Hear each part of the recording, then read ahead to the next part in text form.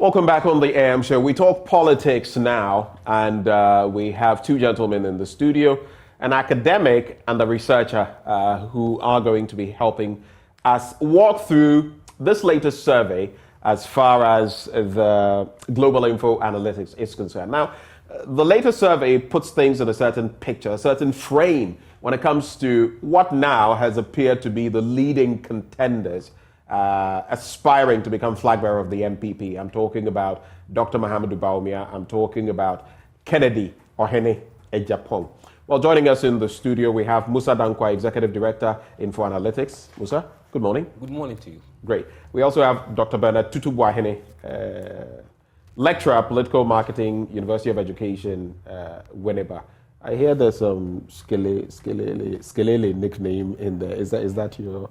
that's just Bibles. I hear we'll talk about that one. We'll talk about it anyway.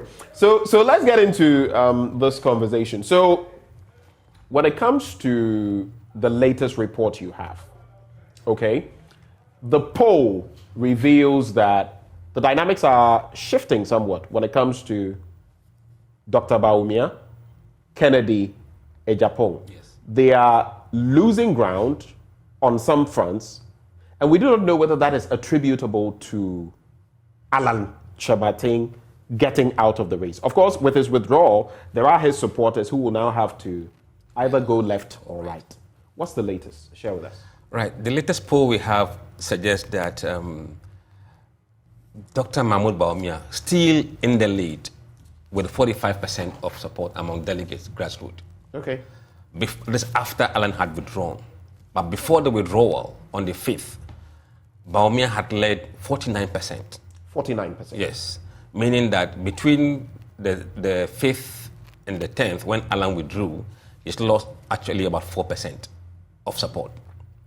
And Kennedy, who was earlier on 21%, before Alan withdrew, also dropped to 18% now.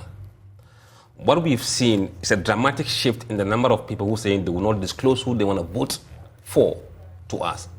It was 12% on the 5th September.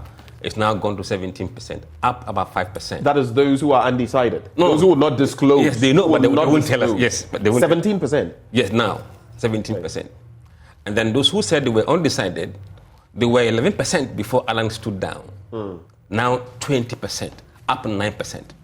So there has been a movement from Alan's camp and even Bawumia's camp to those who are saying undisclosed or they won't tell us.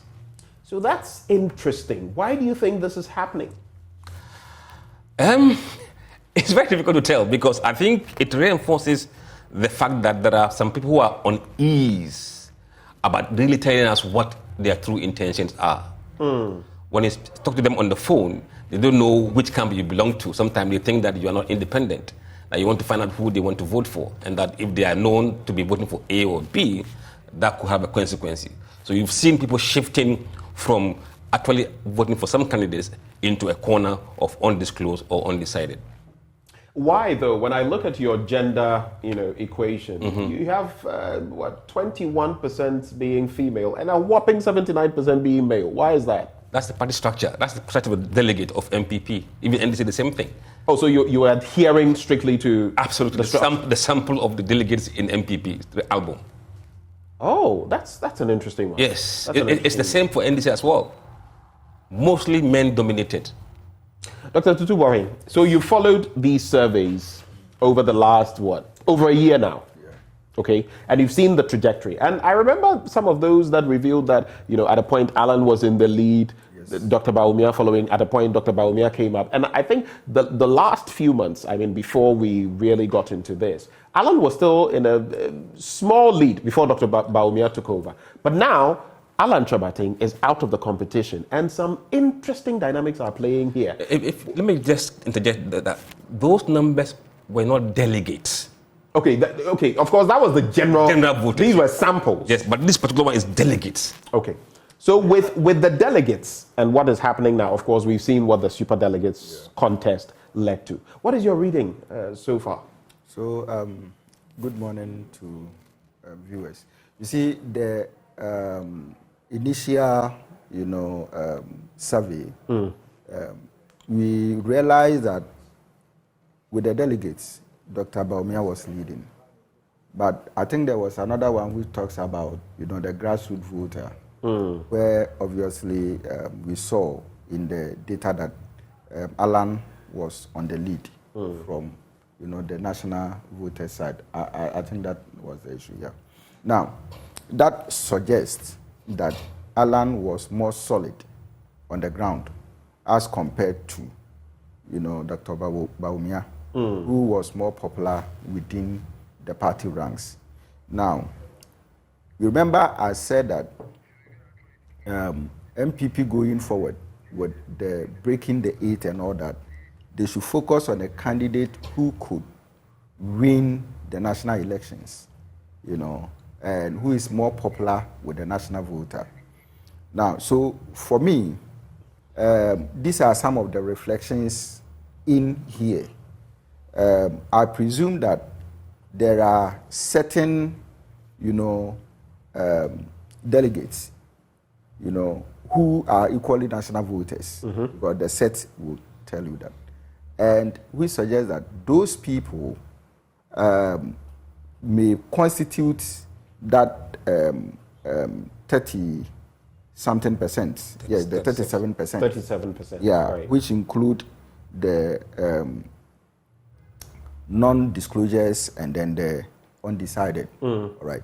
Now, that tells you that if probably, based on an initial assumption, that if Alan had stayed in the race, then of course there would be the possibility of him getting above 30%. Okay. All right. Now, within the delegates. Now, that suggests that that could have even pulled the 45% down further, to Alan's camp, okay, or probably to Ken Japon's camp, right? Now, so you will see that the dynamics have actually evolved, and that is what the data is telling us, that yes, Alan may be gone, he has withdrawn, but his brand still has effect. Let me quickly bring in Musa on this. I'll come back to you. What does this show then? Does it show, was Alan's withdrawal premature? Per this survey, does it reveal that maybe if he had stayed, his fortunes would have been better? I think so. Because when you speak to delegates directly over the phone and the choices they make, even though when they say they are undisclosed or undecided, the preamble before telling you that gives you a hint of where they will likely go. So Alan numbers were grossly underestimated in the polls. So in other words, of course, the super delegates were just a microcosm of the national picture.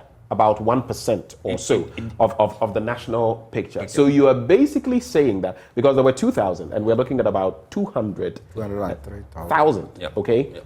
Which means then that at the national level, things could have actually turned on its head. Yes. On their head. Yes. Yes. What we've seen from the evidence so far suggests that there's no correlation between the superdelegates and the grassroots. Wow. I see something interesting, though. I mean, when it comes to those you sampled from, if you look at the delegates, in terms of education, you look at the strata, those in junior high or graduates from junior high are a startling 41%. Senior high, 28%, and it keeps reducing. Tertiary, 16%. No education, 15%. How does this impact the responses maybe that we're getting? It tells you that most of the delegates are very, very ordinary people, grassroots. No big English, just common understanding of issues. No sophistication.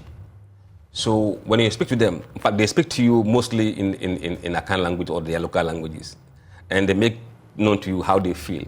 And they dominate the NPP delegates. So That is the reason why we are saying that the understanding of the superdelegate and what may happen in the grassroots could be completely different. Because the people at the lower level are ordinary people who face the same situations everybody faces on the street today. Doc, let me come back to you. Do you also feel the same way, that maybe Alan's withdrawal was ill-timed, maybe premature, on the face of the data we're looking at? Yes, I think that, yes. I wouldn't say it was premature. Probably a lot of... Or maybe too hasty. Yeah, no, I wouldn't say that. Then that becomes behavioral. Okay. All right. But he works with a team. And so at the end of the day, the team probably may want to decide what is best for him. And when you look at the personality of Alan, he's somebody who really doesn't appreciate violence in politics. All right. So anytime that people are going to suffer based on his interest, his political interest, I think that he doesn't really enjoy that. And so probably that has informed previous or past decisions and even this current decision. And that has been brought up because people say he's always, he has a pattern of always stepping aside. And, yes. And some of his supporters were infuriated, so to speak, with that decision. Yes, so I think that people really don't understand his personality.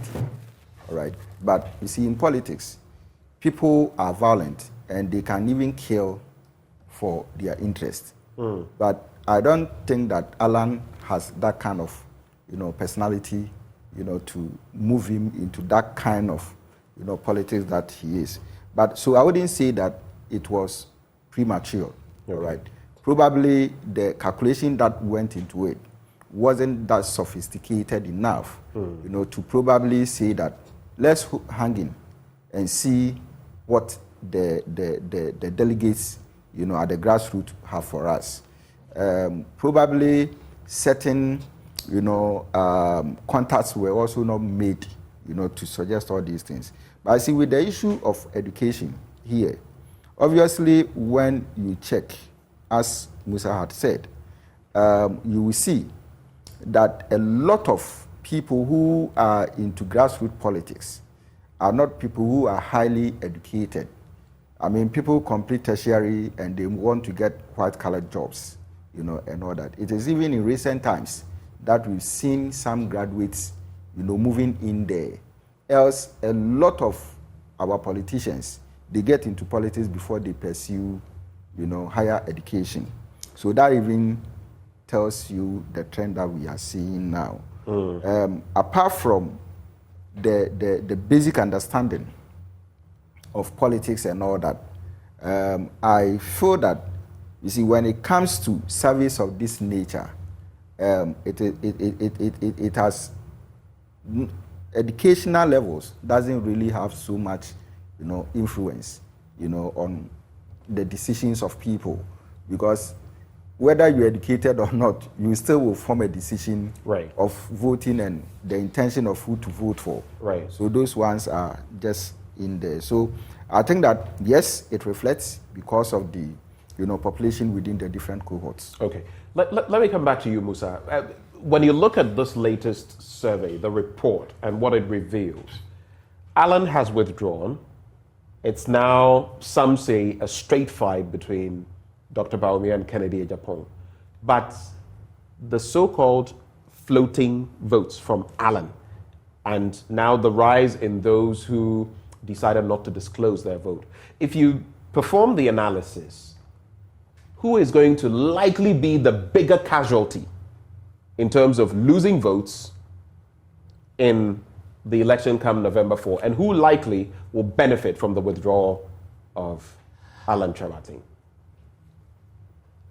See, because we have two frontrunners now, from what we have... And I just want you to speak to the data, what it's showing. You can see that Alan's withdrawal has cost Bawumia some 4% compared to when he was in the race. It's cost Kennedy to some numbers. But what we are seeing now is a momentum which is on the Kennedy side in terms of overall impression nationally. Now, with time that he has, if that momentum continues, it could start to feed into delegates. If he fails into delegate, then he may spring up a surprise. But the problem is that anybody who will win will depend on how he performs among Alan's delegates. If Bawumia is able to win a third of Alan delegates, then he could win the race one-off. But if he performs below that, around 20%, then he's unlikely to win. If about 80% goes to Kennedy, then Kennedy could spring a surprise. And also, those who are undecided or undisclosed, we think they are mostly anti-establishment, and that's where the danger for Bawumia is. So there is a certain window, yes, for a certain Kennedy Japan. Yes, and also a certain window for Dr. Mahamudu. Depending on how he does among those who prefer Alan but don't like Kennedy. Okay, let's also look at this crucial point. There was a question you asked. Do you believe that Alan's withdrawal from the race will affect MPP's chances in 2024? Looking at the bigger picture. Yes. Now, it makes for interesting reading because for those who believe Alan's withdrawal will affect the fortunes of the MPP, 55%. Yeah. Then those who say no, 37%. And then those who have no opinion or refused to share, 8%.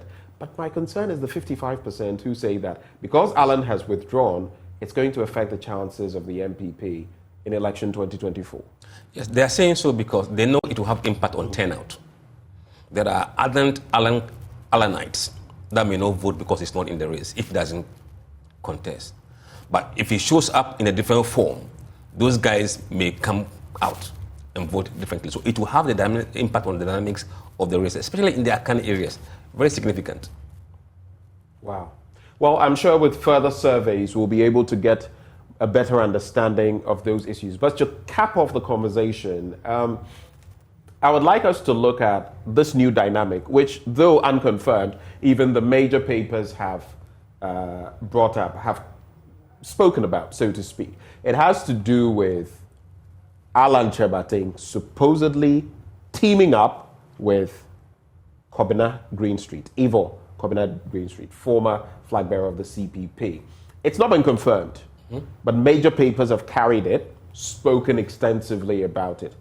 What would that mean for Alan, for the elections in 2024? I mean, what's your summary? And the same question for you, Doc, as well. Right. These are my initial thoughts. If Bawumia becomes the flag bearer for MPP and Alan goes as an independent, we expect MPP's vote to be cut by a third.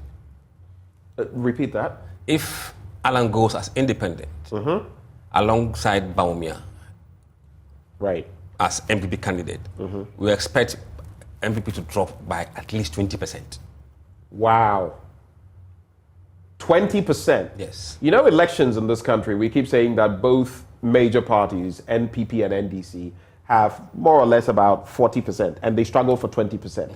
So if, by and large, the ruling party is going to lose, give or take, 20%, plus or minus. Absolutely. That could basically mean a fatality yes. in the election. Yes. And the numbers we've seen from our test model suggest that if Kennedy rather is the candidate, then MPP doesn't lose much vote to Alan. Wow. You know why? Why? There is higher enthusiasm among Kennedy supporters to vote if he is the candidate. They are a sole or a single issue voter. They are voting just because of Kennedy. If it's not in the race, the turnout for them will go lower. We've seen the number showing that when he's in the race, people who said someone else I will not vote completely diminish among MPP supporters. Interesting dynamics. Your take on that as we conclude? So I would like to pick the issues with Greenstreet, right? Okay. I think that it's still a speculation, but as a speculation that the papers have carried, so it carries some weight. Yeah. It's not happened, but we're discussing it ahead of time. I think that even the Alan team responded right in one of the newspapers suggesting that it is not true. Right. Now, again, you see, when you look at the initial question that we asked Musa, about the statistics, yes, you will see that some people voted, based on establishment issues, probably protecting their interest, that is in the super delegate issues. But what it means is that November 4th could have been a very deciding factor where people can probably deviate, from their fears. All right. So that is why it was even necessary, for decisions to have been taken to see that yes, Alan can make an impact, in November 4th. Now, you mentioned the 20% drop. That is, for me, is even on the high side. All right.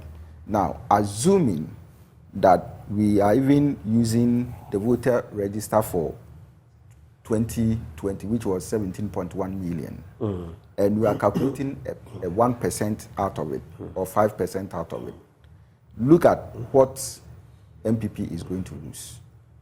And this is where I call on the leadership of the NPP, to see, because it is the reservation that Alan has is not limited to him alone. Okay, a similar issue is affecting this man. What's the name? Ajakon.